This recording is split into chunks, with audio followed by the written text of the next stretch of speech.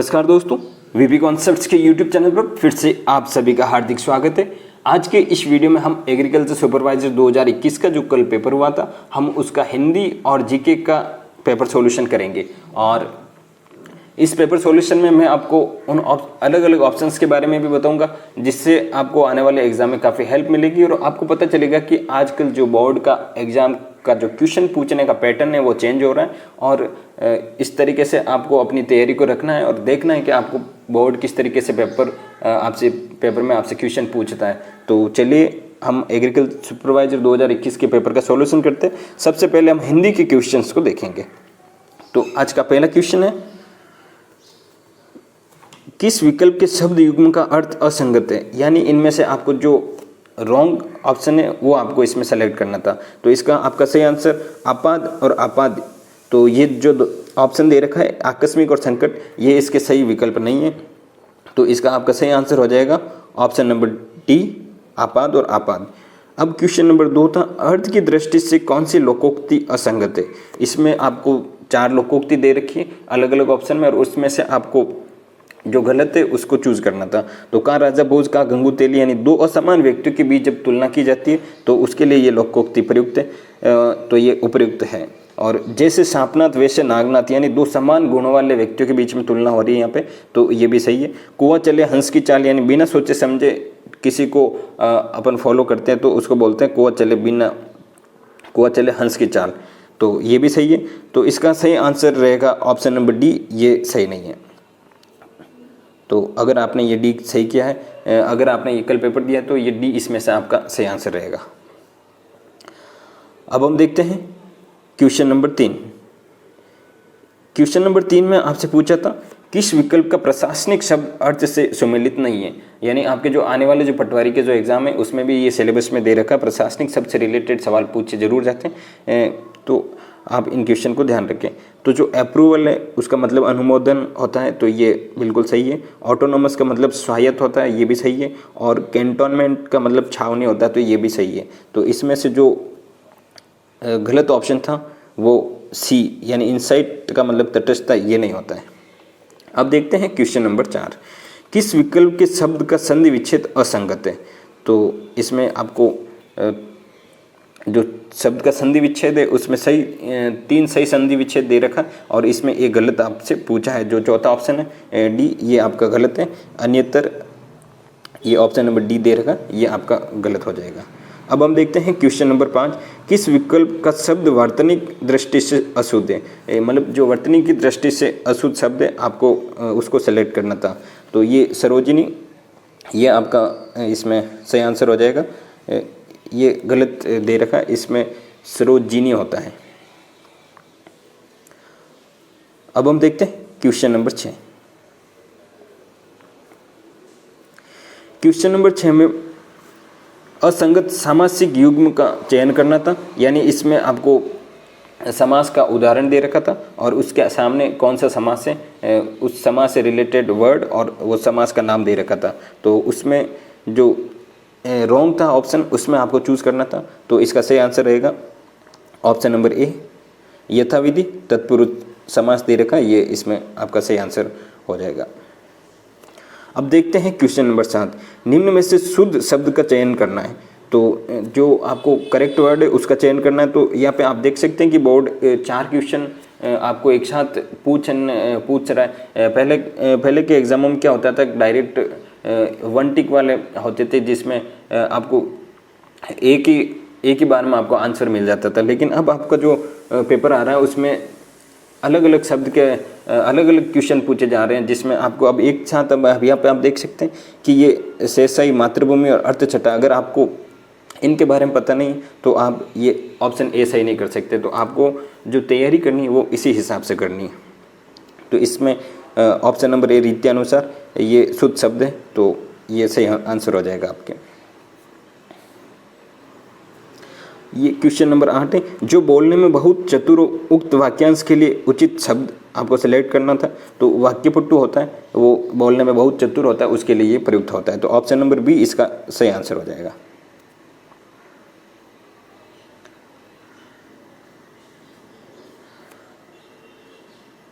अब हम देखते हैं क्वेश्चन नंबर 9, किस विकल्प के समस्त पद का समास विग्रह असंगत है, यानी जो कौन सा विकल्प का समास विग्रह सही नहीं है। तो देशभक्ति यानी देश की भक्ति ये असंगत है, तो इसका ऑप्शन नंबर ए आपके लिए ये सही हो जाएगा। तो जिसने भी ये ऑप्शन किया है उसका सही आंसर है। क्वेश्चन नंबर 10 से किस विकल्प के सभी शब्द परस्पर पर्याय नहीं है, यानी पर्यायवाची शब्द आपसे यहाँ पे पूछा है। तो धनुष, कोदमंड और उरग ये सभी परस्पर पर्याय शब्द नहीं है, और बाकी वाले ये रजनी, यात्री, त्यामा, ये रात्रि के दे रखें। तो आप इसमें से अगर आपका ऑप्शन नंबर बी आप करके आए तो ये आपका सही आंसर हो जाएगा। अब हम देखते हैं क्वेश्चन नंबर 11। क्वेश्चन नंबर 11 में आपको वन वर्ड पूछा, यानी वाक्यांशों के लिए एक शब्द, तो उसमें जो असंगत विकल्प है वो आपको सेलेक्ट करना था।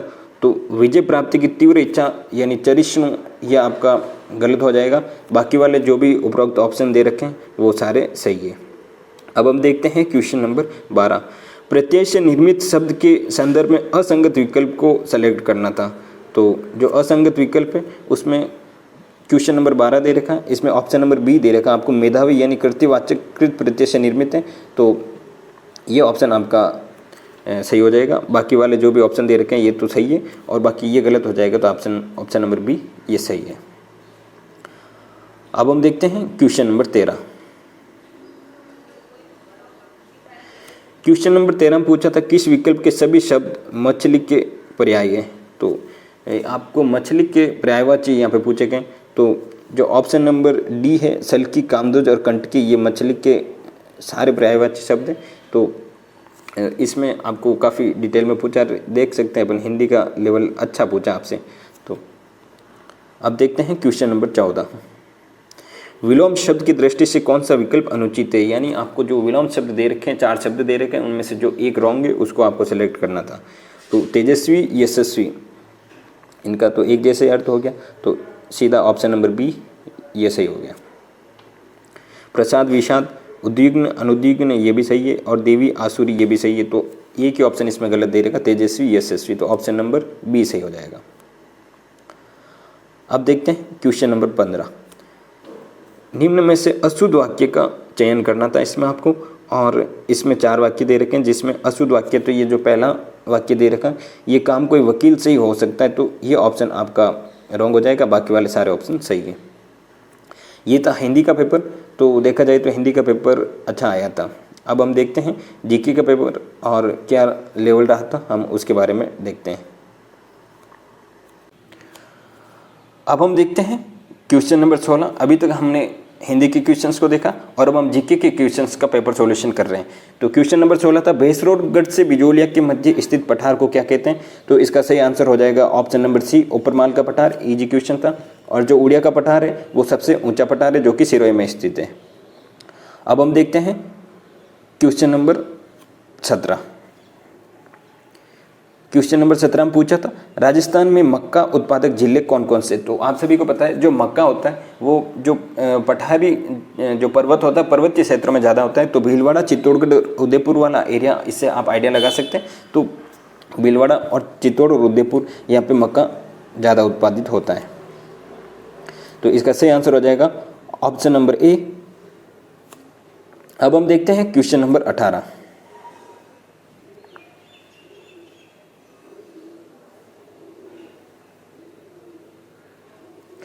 शीतकालीन वर्षा मावट होती है। तो ये इसमें क्वेश्चन पूछा था, शीतकालीन मावट जो होती है वो किस वजह से होती है। तो सबसे पहले देखते हैं मावट होता है क्या। तो मावट जो सर्दियों के अंदर जो बारिश होती है राजस्थान में, उसको हम मावट कहते हैं। तो ये जो गेहूँ वगैरह होती है उन फसलों के लिए काफ़ी लाभदायक होती है। जो रबी की फसलें जो भी होती हैं उनके लिए मावट वरदान मानी जाती है। तो इसका सही आंसर हो जाएगा ऑप्शन नंबर बी, जो पश्चिमी विक्षोभ होते हैं उनकी वजह से मावट की वर्षा होती है। अब हम देखते हैं क्वेश्चन नंबर 19। ये question number 19 art and culture से संबंधित है।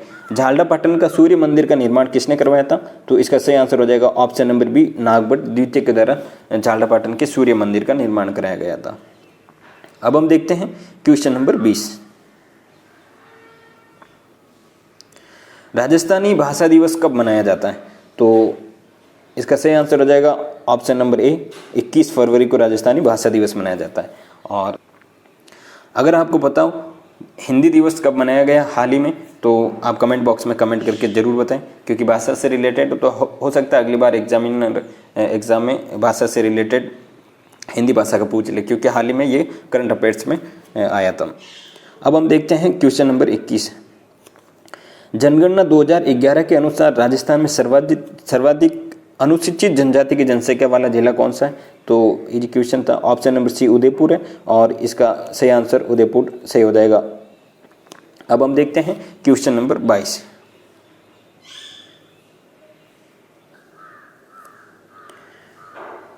क्वेश्चन नंबर 22 पूछा था, श्रीलाल जोशी एक प्रमुख चित्रकार है, वो किससे संबंधित है? तो इसका सही आंसर हो जाएगा ऑप्शन नंबर डी, जो फट चित्रकारी है उससे श्रीलाल जोशी प्रसिद्ध है और ये इसके प्रमुख चित्रकार है। और जो बनी ठनी है ये किशनगढ़ से रिलेटेड है और जो पिछवाई है वो नाथद्वारा की प्रसिद्ध है। तो अब हम देखते हैं क्वेश्चन नंबर 23।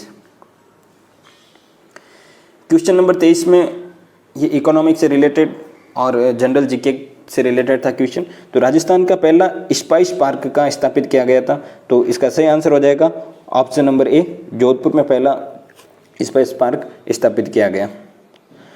क्वेश्चन नंबर 24 है, बडला या भडला सोलर पार्क किस राज्य के किस जिले में स्थित है? तो इसका सही आंसर हो जाएगा ये अपने जोधपुर जिले में स्थित है। क्वेश्चन नंबर 25 है, किस नरसंहार को राजस्थान का जलियांवाला बाग कहा जाता है? तो इसका सही आंसर हो जाएगा option number B, Mangarh Banswara में स्थित है और इसे राजस्थान का जलियांवाला बाग कहा जाता है, जिसे गांधी जी ने जलियांवाला बाग से भी विभत्स बताया था। अब हम देखते हैं क्वेश्चन नंबर 26। क्वेश्चन नंबर 26 में पूछा था, रामसनई संप्रदाय की प्रमुख पीठ कहाँ स्थित है? तो इसका सही आंसर हो जाएगा option number B, Shahpura Bhilwara में रामसनई संप्रदाय की प्रमुख पीठ है। अब देखते हैं क्वेश्चन नंबर 27। स्वतंत्रता संग्राम सेनानी सागरमल गोपा का संबंध किससे है? तो इनका संबंध जैसलमेर से है और इनकी एक प्रमुख फेमस पुस्तक है जैसलमेर का गुंडाराज, तो ये भी आपसे पूछा जा सकता है, ध्यान रखें। अब हम देखते हैं क्वेश्चन नंबर 28। क्वेश्चन नंबर 28 है, पोथीखाना संग्रहालय कहाँ स्थित है? तो इसका सही आंसर हो जाएगा ऑप्शन नंबर सी, जयपुर में। अब देखते हैं क्वेश्चन नंबर 29। क्वेश्चन नंबर 29 में पूछा है, हाल ही में राजस्थान में किस वन्यजीव अभयारण्य का राज्य का चौथा बाघ संरक्षित क्षेत्र अनुमोदित किया गया? तो इसका सही आंसर हो जाएगा option number C, Ramgarh Vishdhari. और आपको कमेंट करके बताना रामगढ़ विषधारी कहाँ स्थित है। अब हम देखते हैं क्वेश्चन नंबर 30।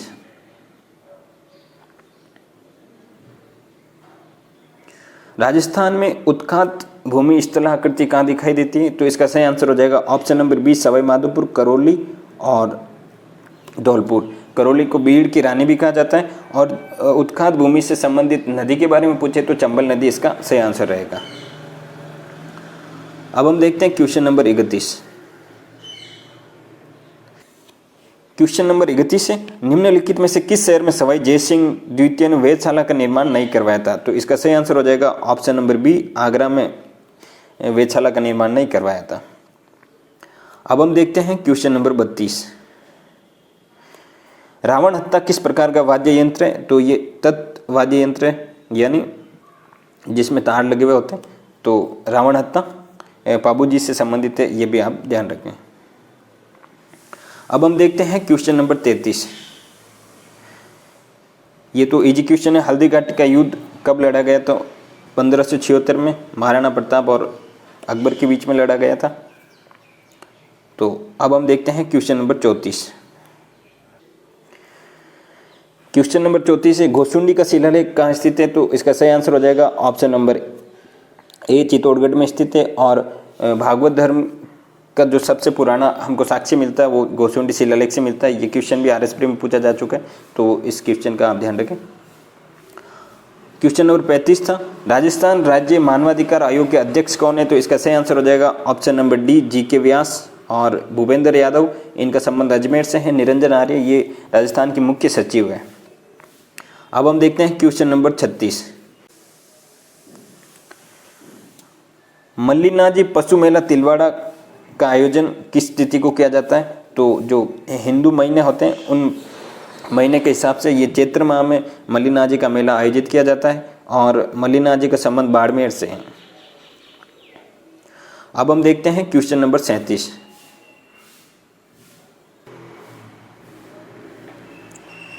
क्वेश्चन नंबर 37 से कमाईचा यहाँ पे एक वर्ड लिखा हुआ है और इसमें पूछा है कि ये क्या है? तो ये लोक नृत्य नहीं है, राजस्थान की बोली भी नहीं है और लोकगीत भी नहीं है। तो इसका सही आंसर हो जाएगा ऑप्शन नंबर सी, वाद्य यंत्र। अब हम देखते हैं क्वेश्चन नंबर 38। वर्टिसोल्स मृदा किन जिलों में पाई जाती है? जो वर्टिसोल्स मृदा होती है उसको काली मृदा भी कहते हैं और ये झालावाड़, कोटा और बूंदी क्षेत्रों में हमको देखने को मिलती है और ये कपास के लिए उपयुक्त होती है। अब हम देखते हैं क्वेश्चन नंबर 39। बातारी फुलवाड़ी पुस्तक के रचयिता कौन थे? तो विजयदान देता, जिनका संबंध जोधपुर के बोरुंदा से हैं और बातारी फुलवाड़ी के रचयिता थे। ये क्वेश्चन लास्ट है। जाजम या आजम इसकी छपाई के लिए कौन सा जिला प्रसिद्ध है? तो इसका सही आंसर हो जाएगा ऑप्शन नंबर ए, चित्तौड़गढ़। तो देखा जाए तो हिंदी के क्वेश्चन थोड़े अच्छे थे और जीके के क्वेश्चन अच्छे थे, लेकिन इजी थे, आराम से किए जा सकते थे। तो थैंक यू फ्रेंड्स। और भी कोई क्वेरी हो तो आप कमेंट बॉक्स में कमेंट करके पूछ सकते हैं। धन्यवाद।